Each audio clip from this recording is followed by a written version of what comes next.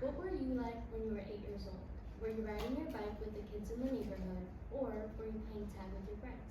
For me, it was pretty similar. But from what I can remember clearly, there was all this ruckus of sabi masala rupiah ko or यहाँ बड़ा करेंगे in the living room. I didn't quite understand what was happening. Again, I was just 8.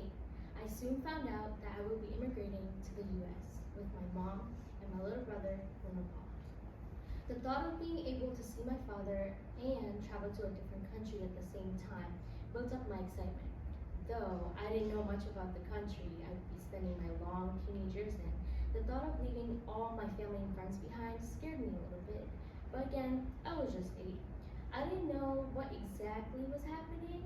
I just remember looking out the airplane window and thinking how I'm literally flying up in the air and how many burgers and fries I'm going to eat in one sitting in a McDonald's. And slowly reality starts to kick in.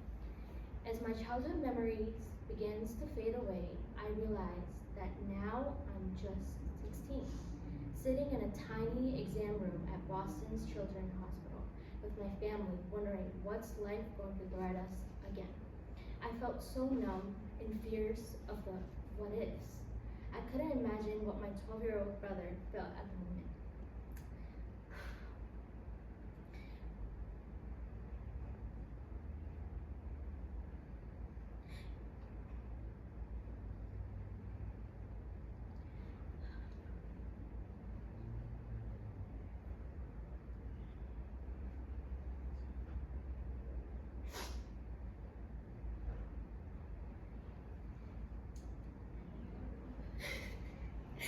The feeling.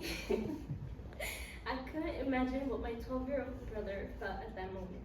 The feeling of constantly being in and out of hospital since birth, diagnosed with pneumonia. I mean, imagine just turning 12 and finding out that your own body is fighting with you internally once again. Your own heart being restrained from pumping properly, causing swelling, puffiness everywhere. Take a look at your legs, your arms, your chest, your face. How would you feel? I prayed and prayed constantly, not knowing the unknown, the what ifs. Why couldn't it have been me instead? Being an older sister and a daughter meant that I should step up and do something, right? But I couldn't. I bring myself to do anything. I was physically and emotionally drained. But I also couldn't bear to imagine what my parents felt, not knowing what was going to be the outcome, but still managing to show resilience.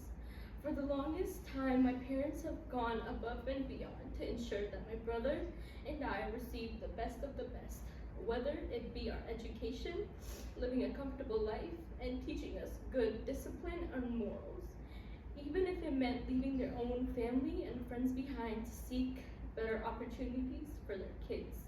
And in this case, the opportunity was healthcare.